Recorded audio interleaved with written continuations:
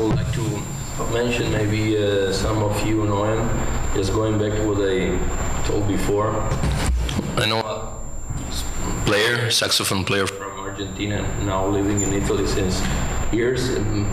His name is Javier Girotto, and to me he is a clear example of a musician who has jazz elements, classical elements, and put all these things in a bowl, and is playing his own music with his own sound.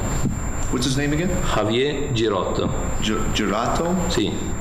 It's JAVIERGAROTTO.com.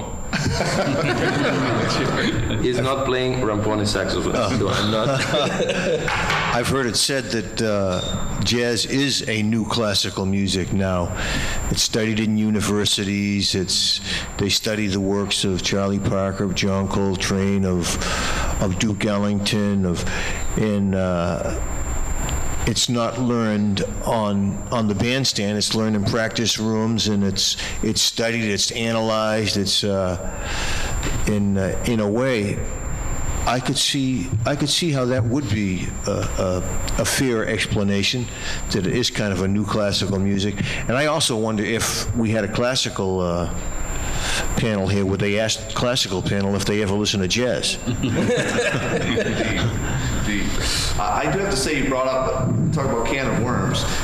You bring up a great point, though, and I think it's worth saying in a public forum that the importance of these two worlds, the importance of the idea of jazz as a classical music or as a studied music with a curricular frame, if you will, like any discipline at a university, the balance of the street school of playing, balanced with academic. I don't think either should be ignored, and I think it's the responsibility of university jazz programs and any art programs, by the way, to do their best to balance those two worlds. I think it's impossible to learn jazz without the bandstand, without the jam session, without the hangs at your house, without sitting around and talking about the music and about the gig last night and about what you're trying to do with this or that composition, without getting together with your friend, the drummer, and playing blues in 12 keys for 4 hours.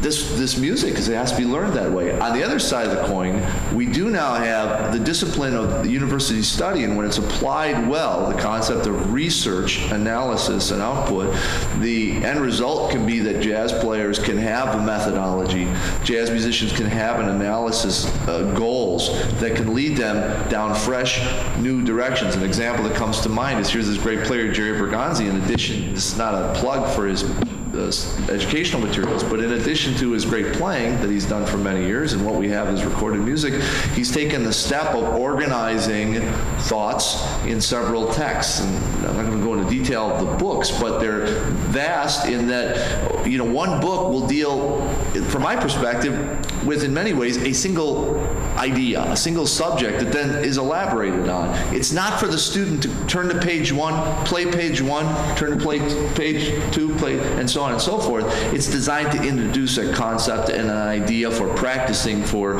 evolving yourself, to give a potential method of study. Not the method of study, but an option.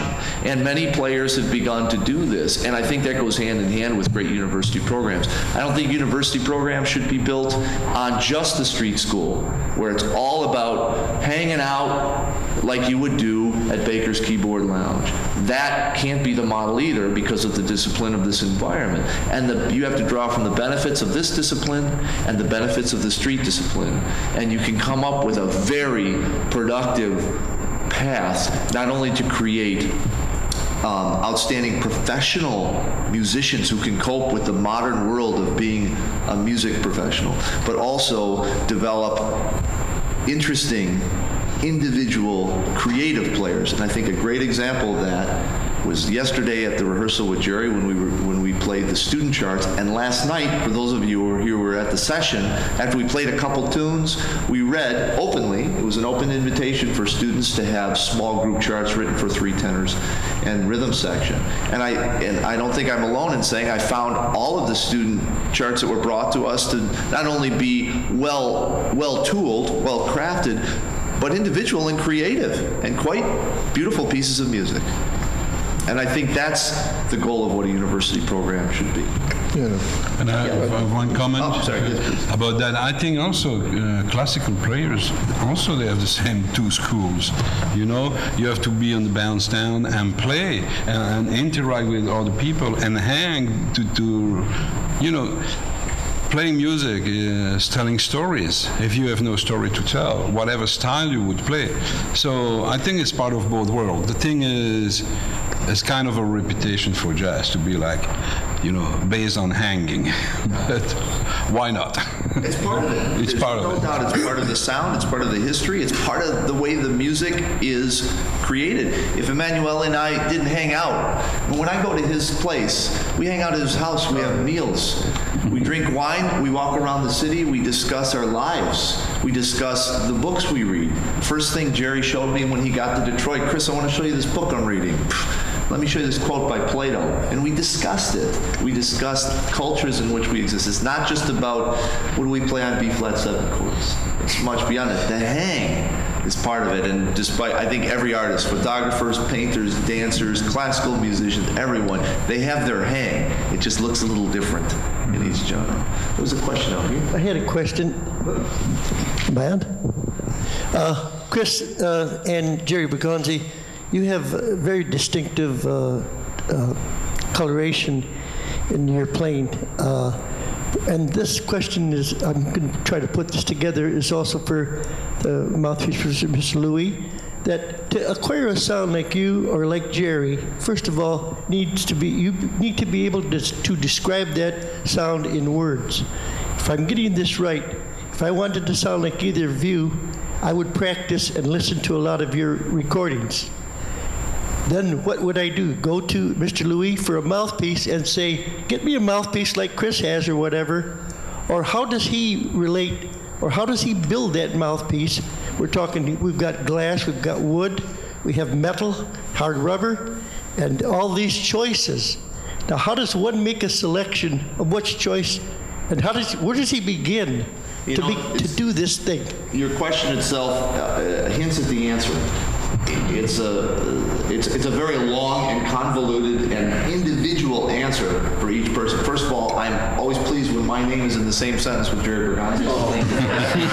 And I will turn it over to them, but I will say what we spoke about quite length at the beginning is this is a very individual choice. And even if you, a personal example, in 1981, everybody was looking for an 81,000 series Mark 6 tenor and a David Gardella mouthpiece. Do you know why?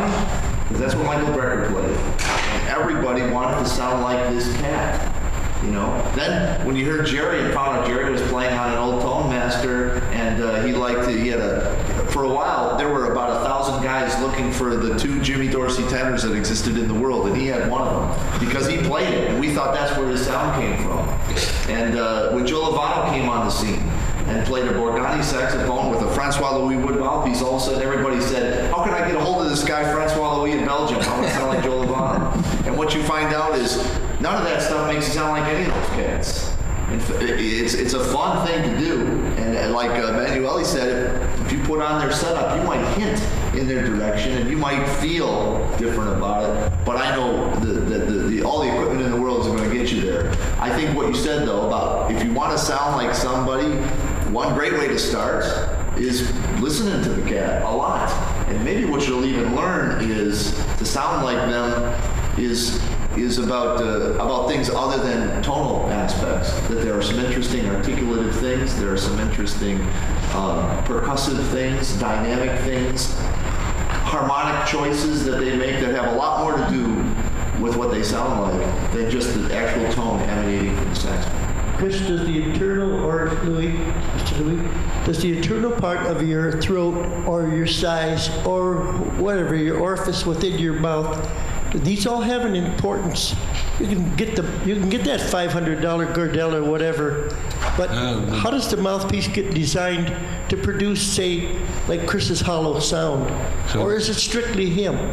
I think, ideally the mouthpiece doesn't have a sound. Pardon me?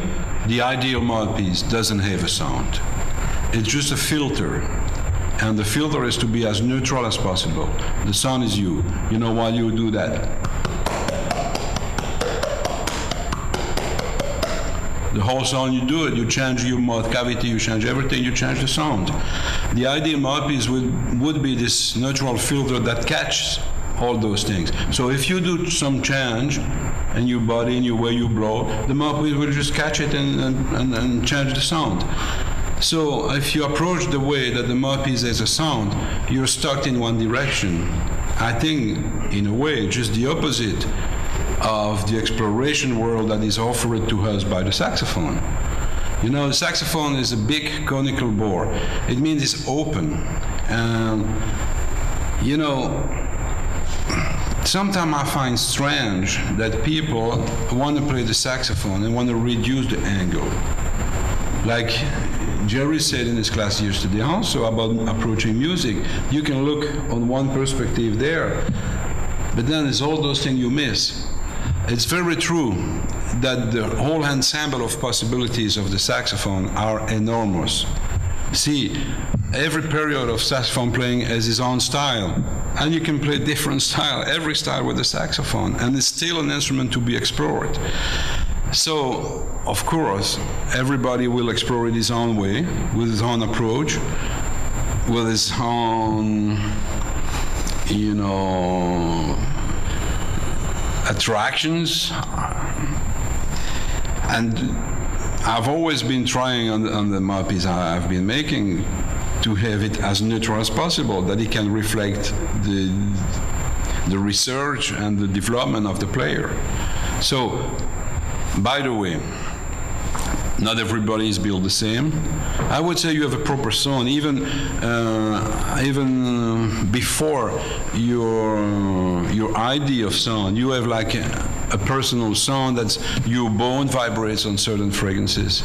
You know, your chest vibrates a certain frequency, and if you want to just be honest and go to there, and that was a little what that was.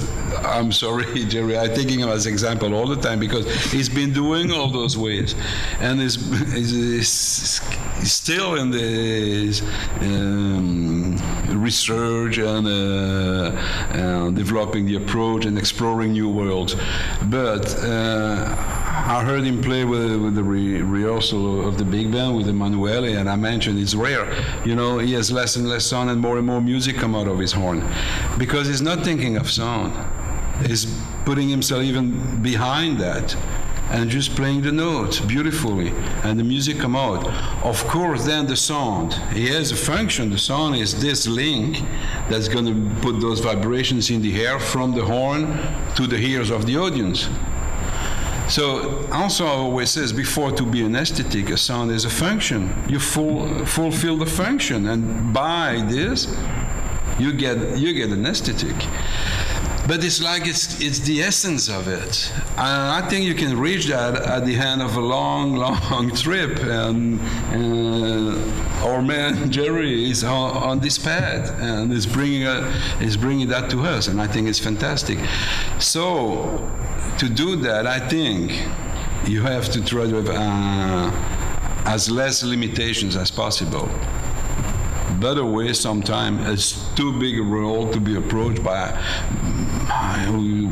Sometimes you have to limit yourself in directions. So that's something I could do, that a mouthpiece that has a little more of its own character from the mouthpiece than the character of the blower, I would say. And I would say it would be kind of a didactic mouthpiece, which is not, I think, is maybe the best, but it's a way to do. So everything is possible. I need to wrap it up, but thank you.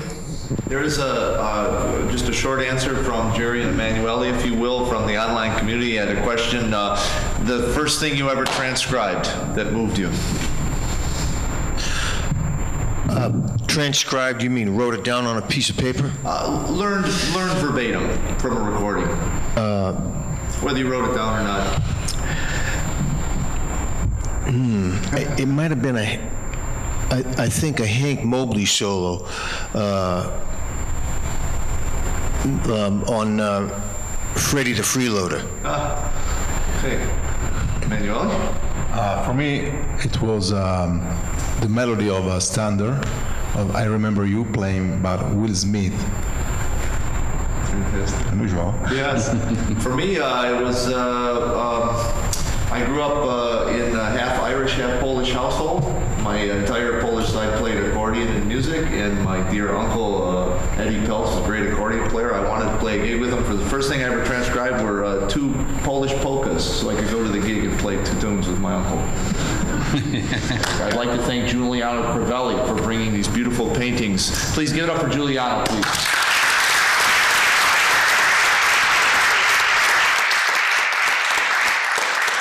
Please thank this most unique and distinguished panel.